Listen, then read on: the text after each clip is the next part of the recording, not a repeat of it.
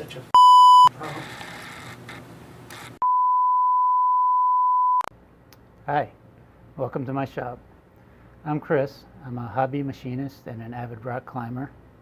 And combining those two interests led me to build this oversized climbing cam.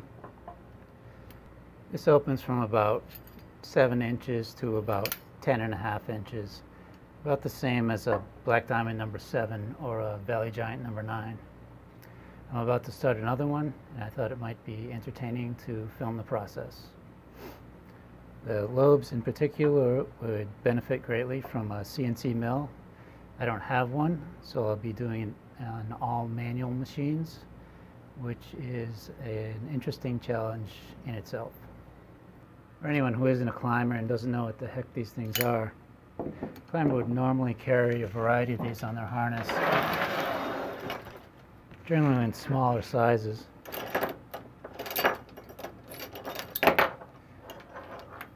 When they get to a point where they feel they need fall protection, you can retract the lobes, place this into a crack, and allow spring pressure to hold it in the crack initially. The more load that's applied to the stem, the harder the lobes expand against the crack, keeping it in the crack even against the force of a leader fall, which could be 2,000 pounds or more. Just to provide a quick example, I put this up in my ceiling joist and hang my body weight from it.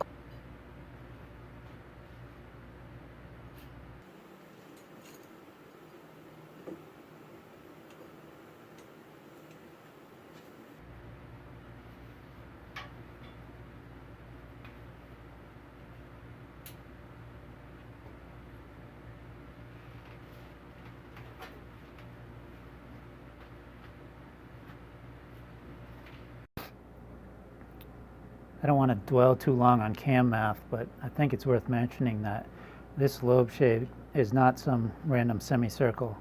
In fact, it's critical to get it right, to get the cam to work right. This shape on all the lobes is called the logarithmic spiral. The equation is some variant of this, r equals e to the theta times the tangent of alpha. This equation has the property that no matter how open or closed the cam is, it'll have the same holding power against the rock. Alpha is a number that we get to choose. Commercial cams are usually between 13 and 15 degrees. I'm using 14 degrees right in between for my cams. I don't want to spend too much time on CAD either, but just as a real quick example, here's our logarithmic spiral converted to Cartesian coordinates.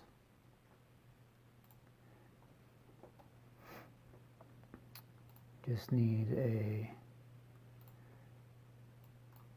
axle hole,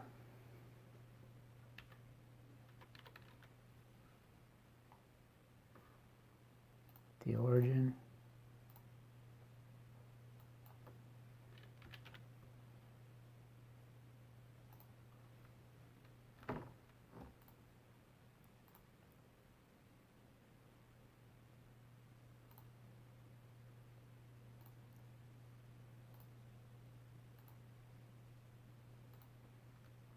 that's the basic shape of the lobe. Rather than spend a bunch of time, here's what the completed lobe looks like. Here's the axle hole. This is a hole for the cam stop. This is a hole for the bushing for the trigger wire. And the rest of these holes and these two cutouts are just to reduce weight. I'll print this out on heavy cardstock and use that as a template for my lobes. Okay, the lobes we made out of 6061 aluminum plate, 1/4 inch thick. I've carefully cut out the CAD drawing of the lobes. I'll just trace them on here with a Sharpie.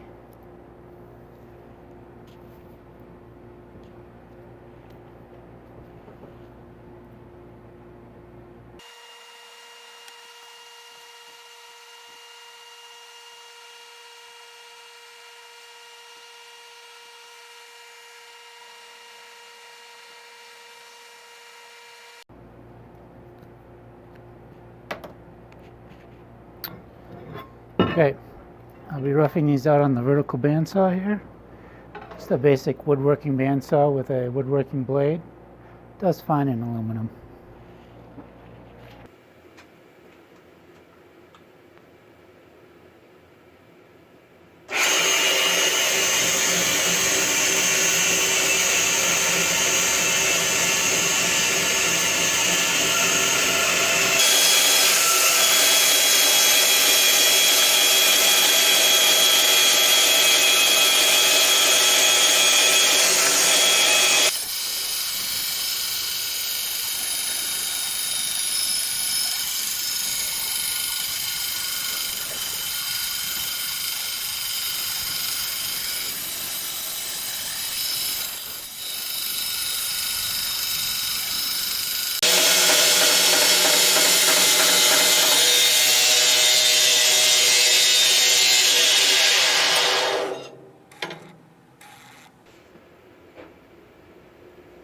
Okay, the other three are exactly the same, so I'll do them off camera.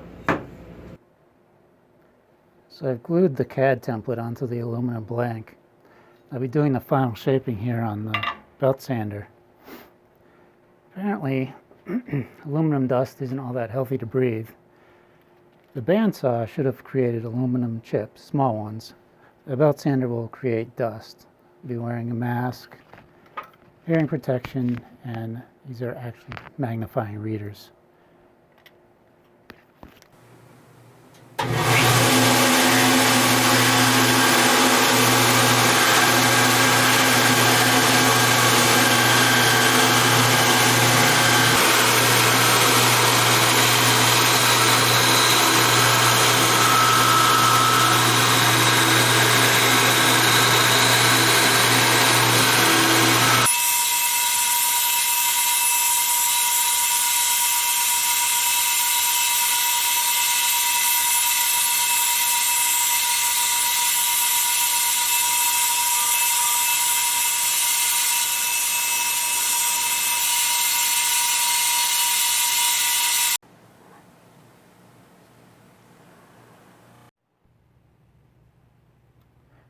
If we're careful about it, we can do quite a good job of following the cam profile.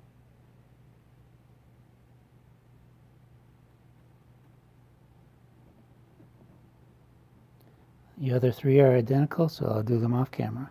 With the basic shape of the cam lobes done, the next step is to drill a bunch of holes, mainly to lighten it up. Here at the drill press, this is an early 1900s Hoffer camelback style drill press, converted to modern electric motor. Got a little XY table mounted here with a couple of alignment pins so I can align up the whole stack and drill it all at once. We're drilling the larger holes with these annular cutters. I picked these up at a flea market a few years ago. They happen to be a perfect size for this cam. The smaller holes will be done with a normal twist drill.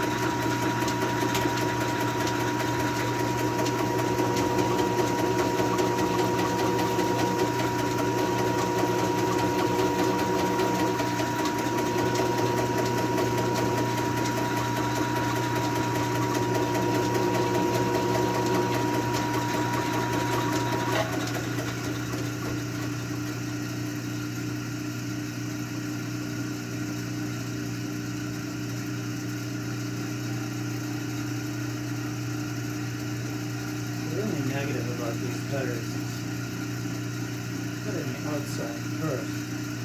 I need these little plugs, like just spinning the hole. So each layer I have to remove these.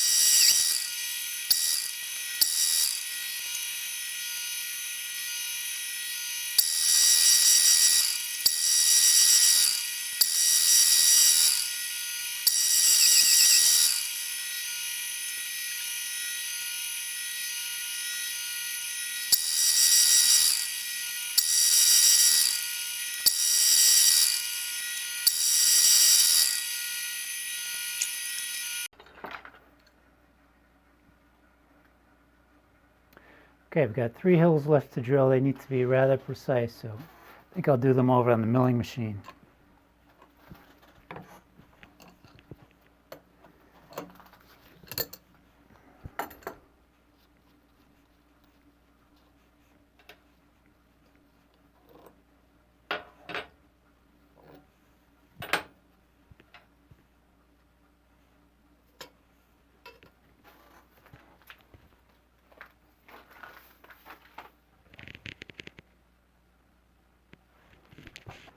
A little bit of a mess on the floor to clean up.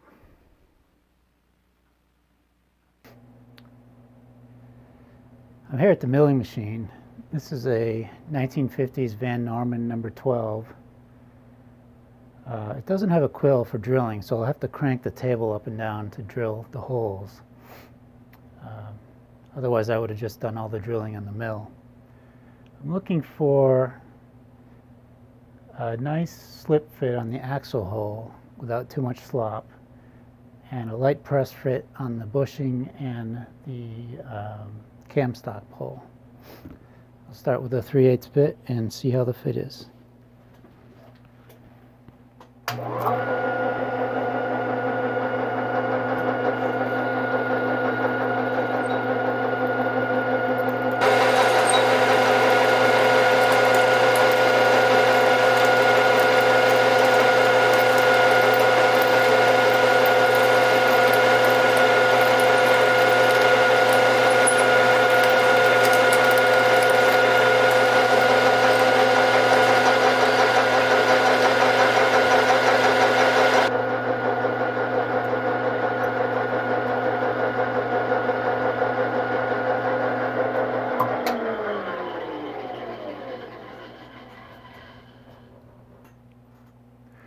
Here's a scrap of my axle material.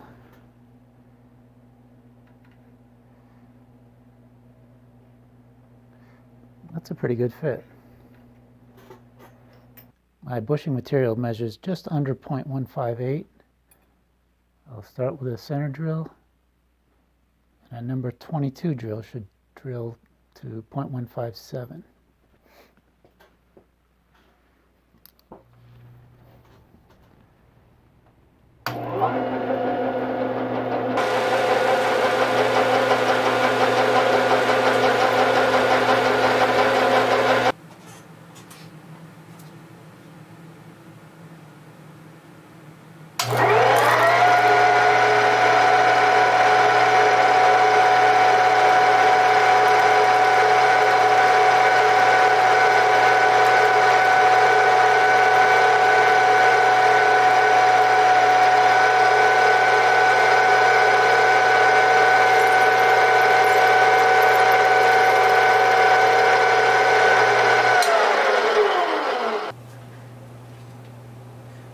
here's a .158 gauge pin.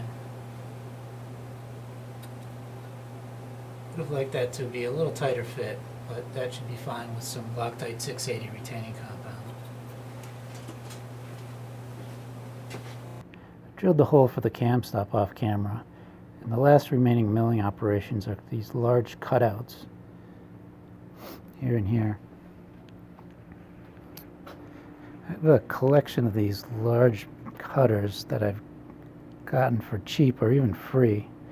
They're intended for use on a horizontal milling machine, which is very much an obsolete machine at this point.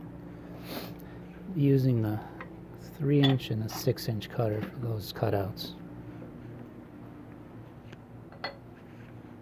As I mentioned, these cutters are intended to be run on a horizontal mill. The Van Norman does have a horizontal mode. The cutter head swings up to horizontal, and outboard support is provided by this. I don't feel like tearing this setup down, so I'm going to run this in vertical mode. Should be fine for light cuts in aluminum. I'll center the spindle on my layout line, touch off the cutter, and read 1/2 inch depth cut off the dial.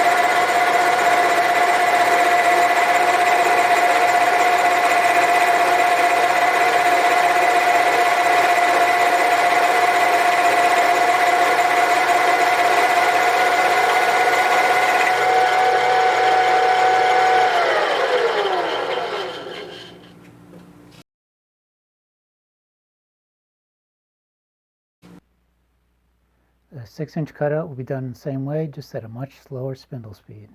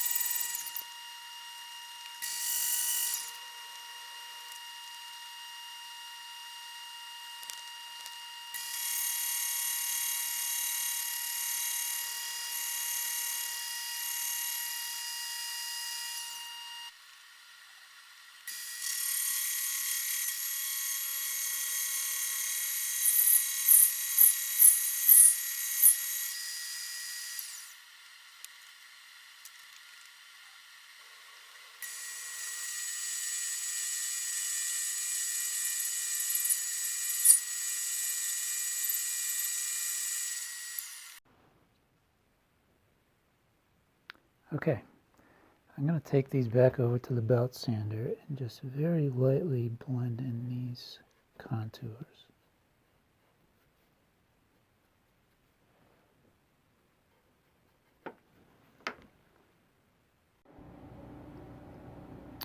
Next thing I want to deal with are the teeth and the edge of the lobes. These are really just cosmetic, but everyone expects teeth in their cams, and they do look kind of cool. I've transferred the marks over with a Sharpie, and I'll just touch them to the vertical bandsaw.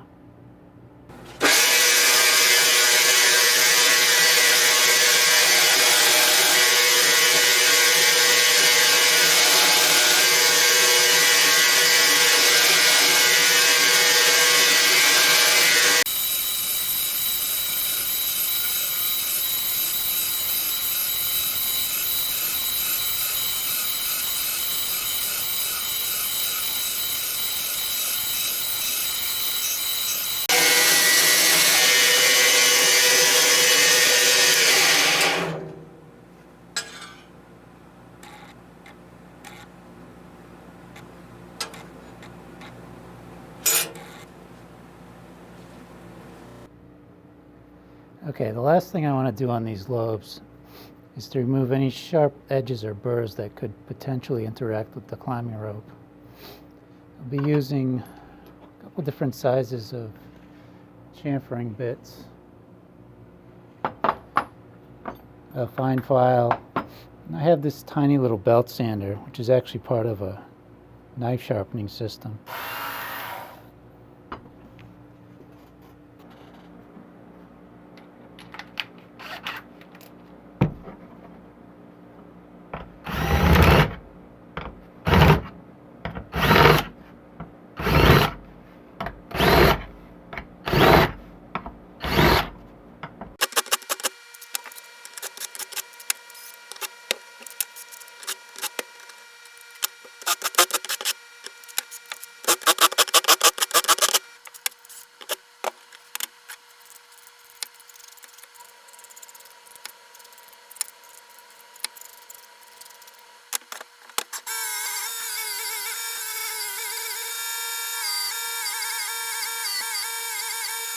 So the chamfering bit may have raised just a tiny micro burr on the top edge.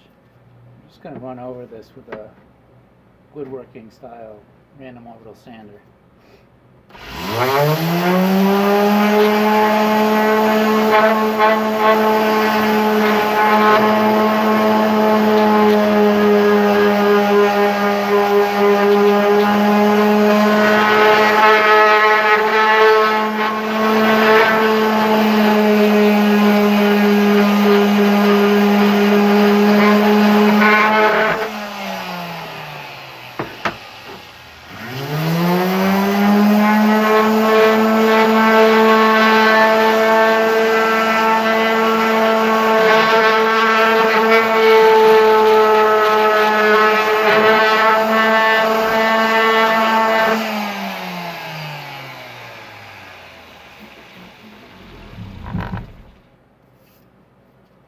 Still have a tiny little burr on the inside of the hole.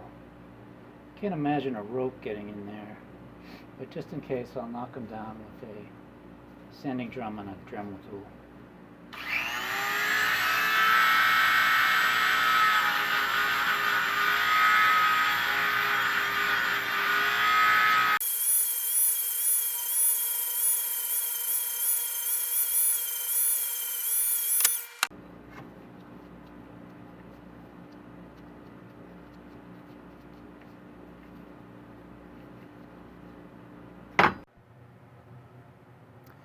The lobes are basically done. We'll get a bushing, a cam stop pin, and a coat of paint.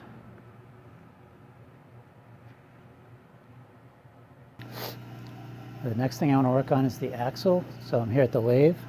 This is a 1944 Hendy gearhead lathe, 12-inch swing, and it is comically oversized for this job. That's okay. My axle material is 17.4 stainless steel that I buy heat treated to H1150 condition, which is moderately hard but still capable of being cut with high-speed steel tooling.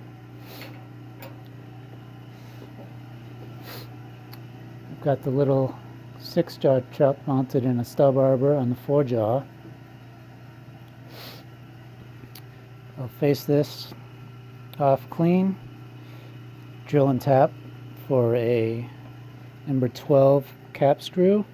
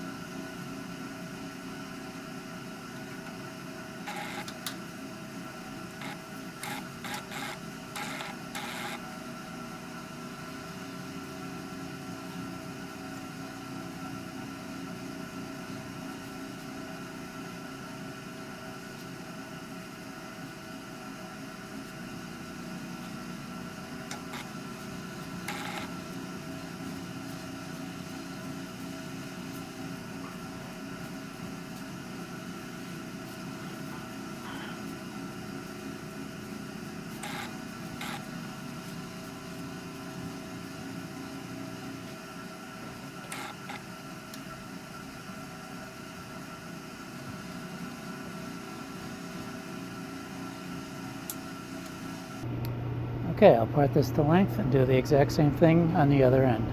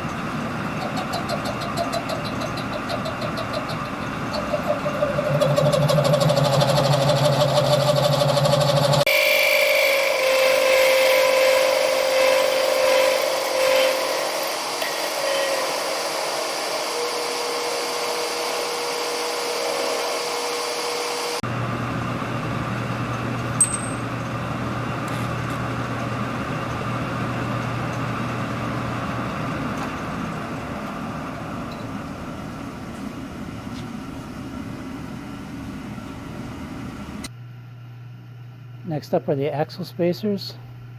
They're a 1-inch 6061 aluminum round. A face off, chamfer drill, and part to length.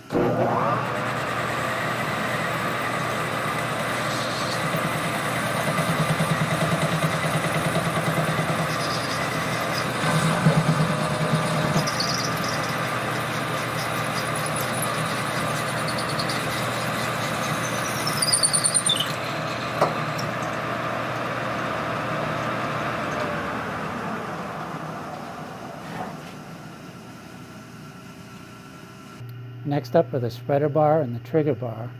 They'll be made out of this 6061 aluminum bar, 1/2 inch diameter. I'm going to add knurling to them. This diamond pattern makes them less slippery. I have this old knurling tool. It's intended to be used in a lantern style tool post, which I don't have. So I'll just clamp it to my tool post with a C-clamp.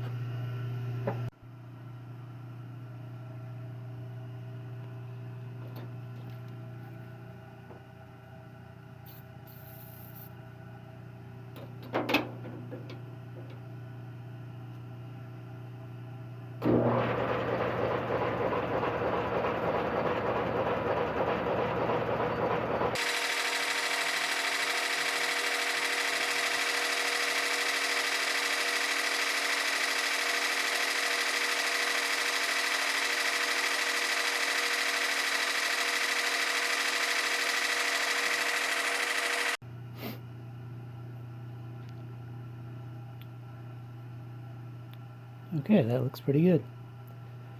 Part off the length I need. Do the other one the same way. Here's what those turn parts look like with a little cleanup. The next thing I need to do is mill some slots and drill some holes in the trigger bar and the spreader bar. This is a little bit challenging, not just because they're round, but because I like to do each one in one setup, so all the holes and slots end up parallel. What I've done is made up, I guess you would call soft jaws, these clamshells that you can put each one in.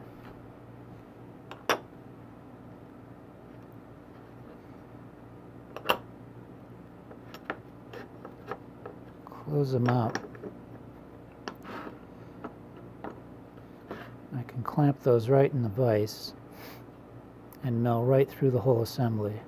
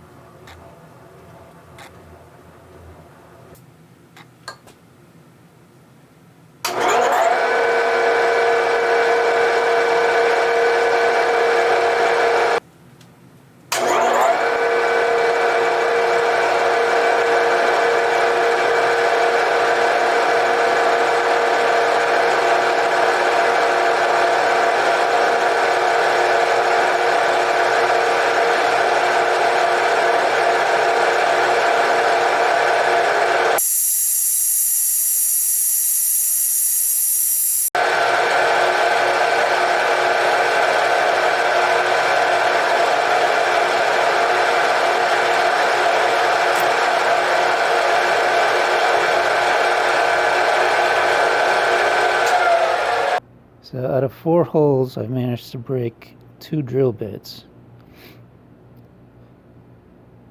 Unfortunately, it's very difficult to get any idea of drill pressure when you're cranking the table up and down. Been unable to get the broken bits out, so I've decided to start over. Fortunately, nothing's broken in these soft jaws.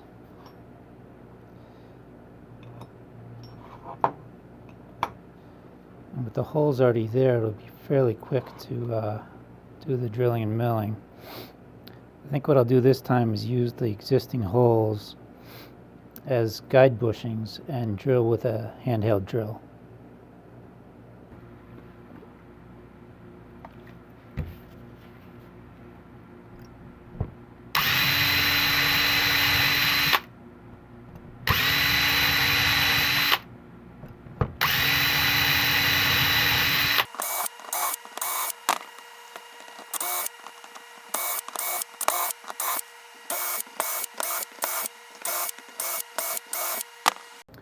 Okay, I'll take that over to the mill and finish off the slots.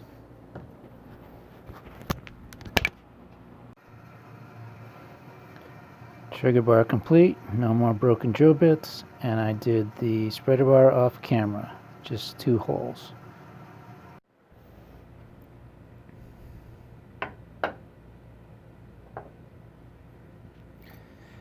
Next up are the cable terminations here and here. I'll be making these out of 304 stainless steel bar, 3/8 of an inch thick. The woodworking saw isn't going to cut it. I'll be roughing these to length on the little horizontal bandsaw.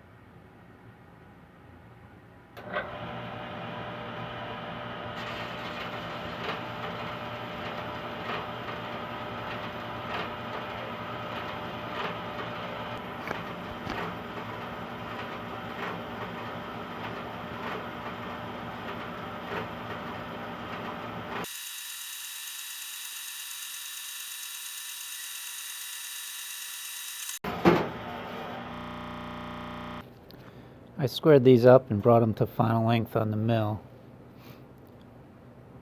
While they're a convenient rectangular shape, I'll drill the 3 holes in each. I need a hole in the end for the cable, a hole for the axle, and a weep hole to feed brazing rod down through.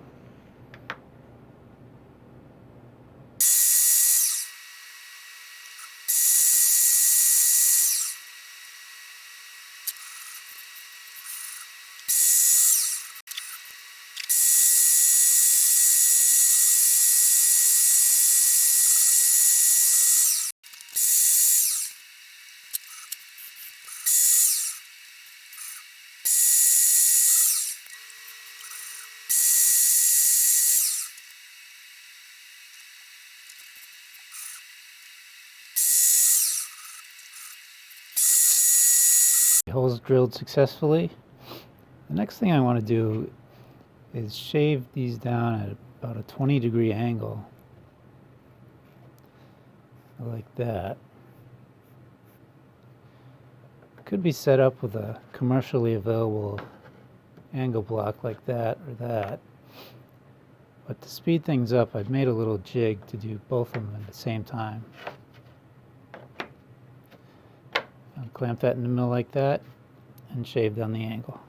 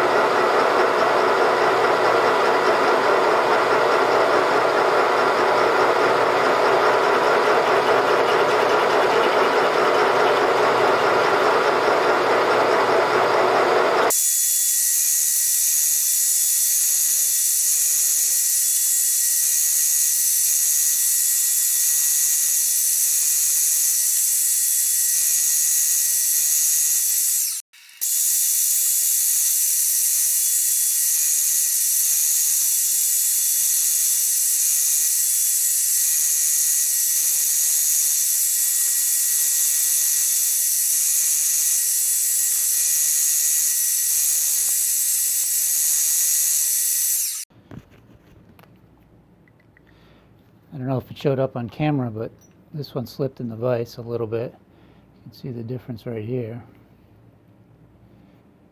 That's okay, there's plenty of material up here for strength. The cable runs all the way up in here. The next thing I want to do is just round these over like this. So I'm here at the rotary table. My rotary table has a Morse taper number 2 center.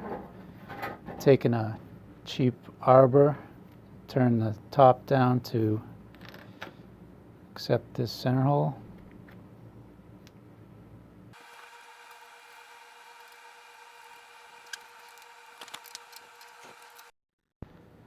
Okay, I've centered the spindle on the rotary table and I've backed it out in the y-axis.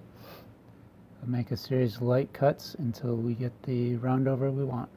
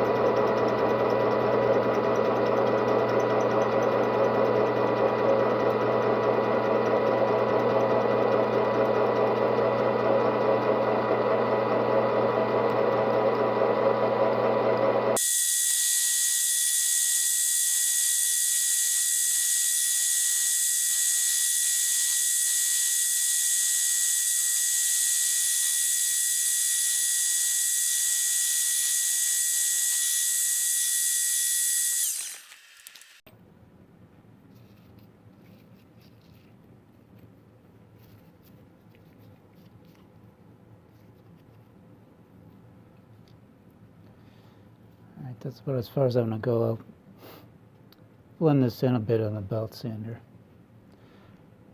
I don't want to cut any farther into this edge.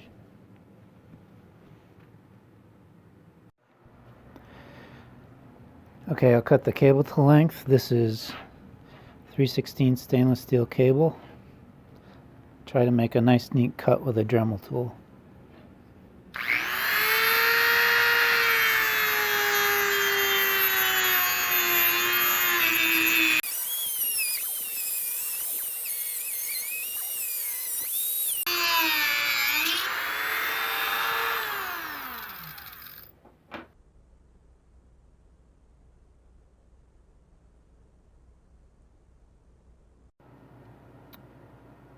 Almost ready for a little bit of assembly. But before I do that, I want to run these through the little ultrasonic cleaner with some of this no residue cleaning solution to remove any cutting oil or small chips remaining.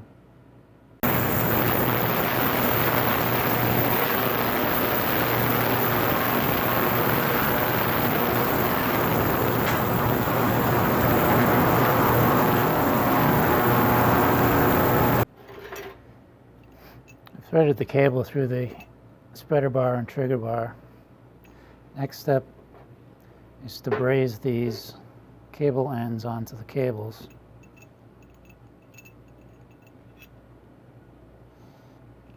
I'm using this brazing wire, which is 56% silver and a few other alloys.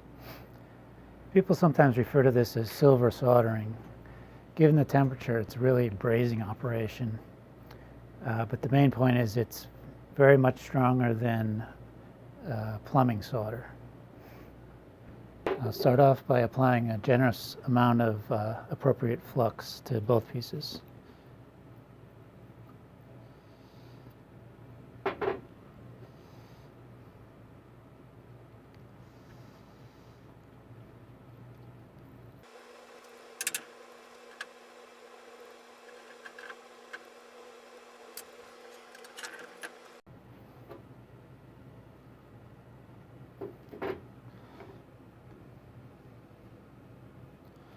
I'm going to try to braze a couple of inches down the cable to add some stiffness to it.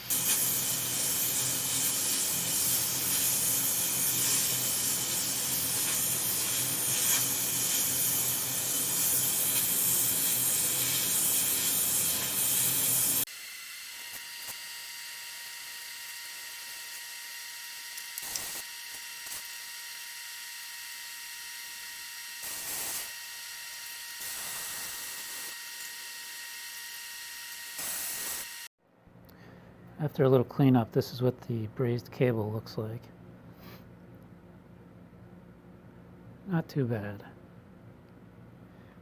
We fed brazing rod down through this hole, and it came out the far end, so we should get good strength out of that.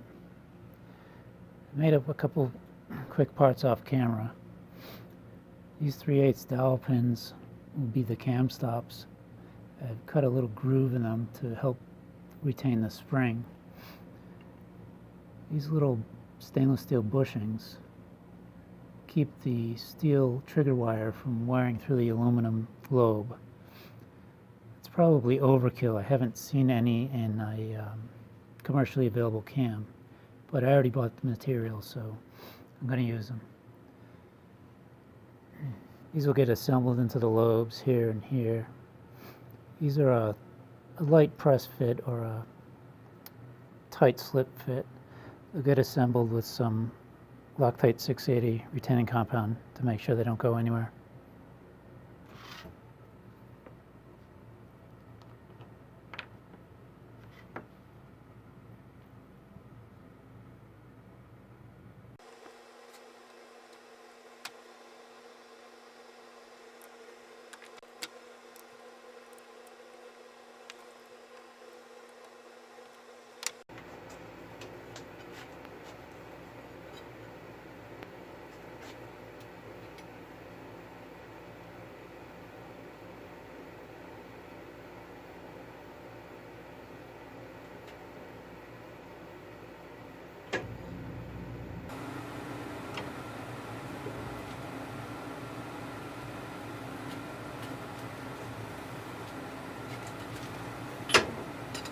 The others are done the same way.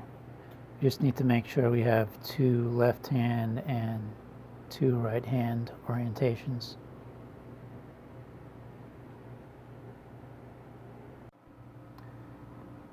Next up is this spreader bar.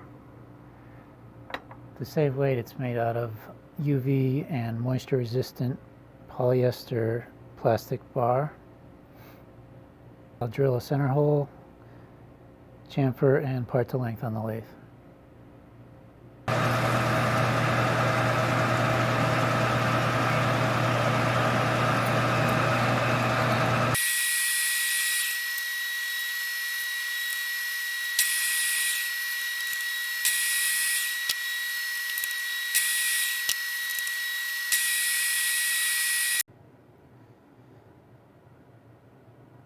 One last thing to do on the cable assembly is to permanently fix the spreader bar in place.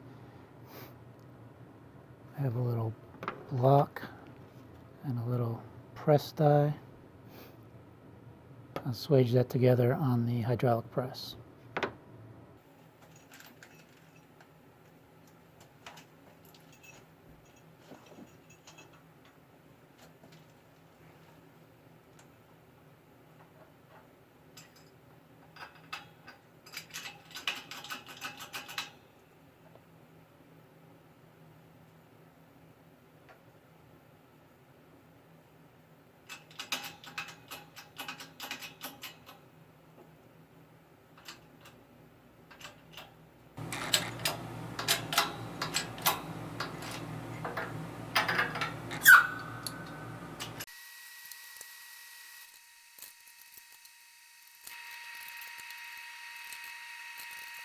Assembly and see how everything fits together.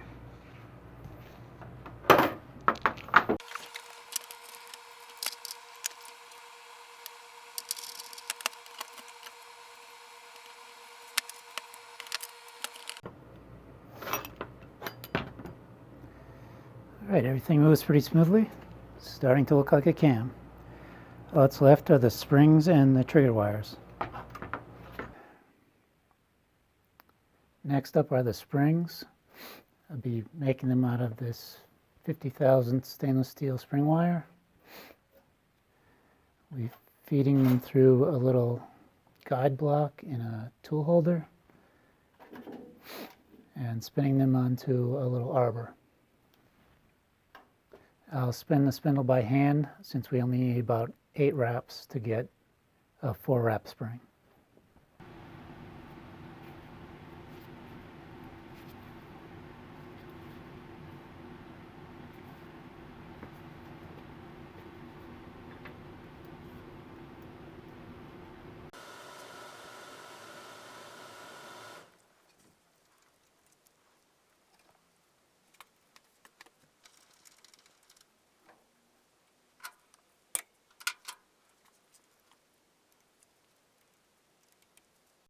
The other one is done the same way, just turning the spindle in the opposite direction. I don't have a jig made up to form loops in these, so I'll just be using a pair of pliers.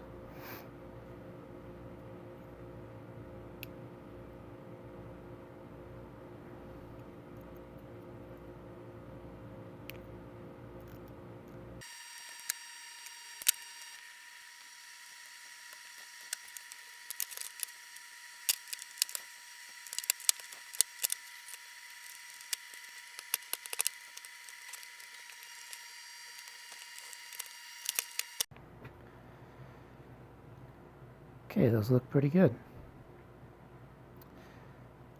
Okay, last thing are the trigger wires. I'll be using the same 50,000 stainless steel wire that I use for the springs, and I'll be attaching that to some 364 stainless steel cable. I picked up an inexpensive swaging tool. I'll be using these Nicro press sleeves to attach the wire to the cable.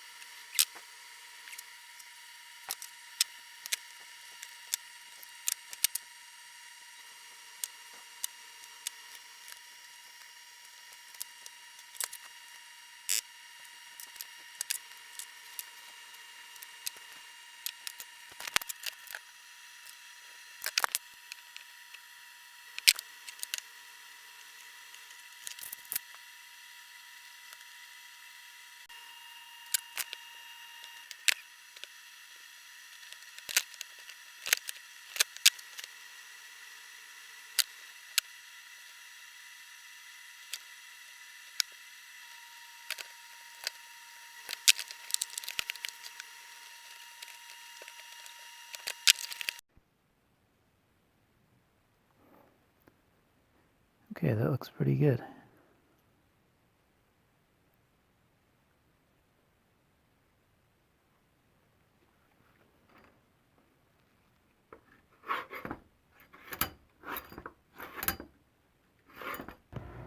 Okay, that's about it for the build. I'm on the fence about painting the lobes. I kind of like the industrial bare metal look at the moment. I'm aware that at-home anodizing is possible, but I haven't tried it. Let's give this a quick body weight test here in my ceiling joists.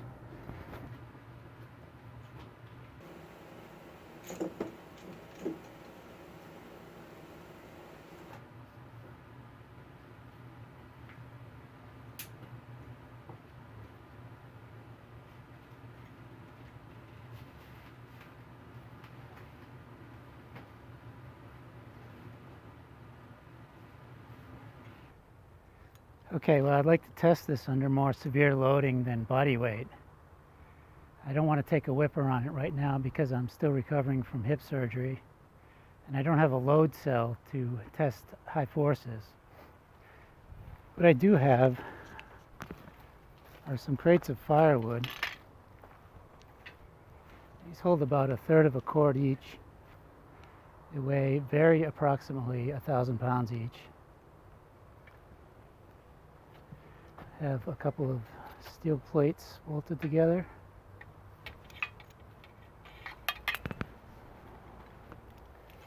The cam up here.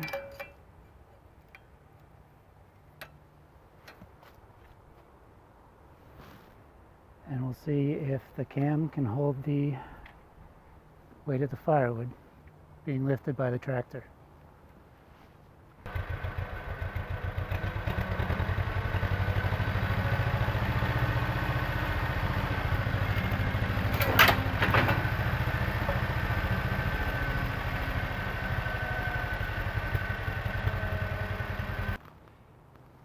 Well, the answer is no.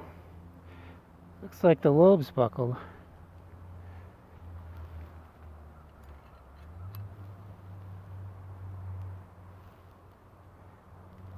Looks like I removed too much material along this line. Let's try the prototype and see if that one still holds.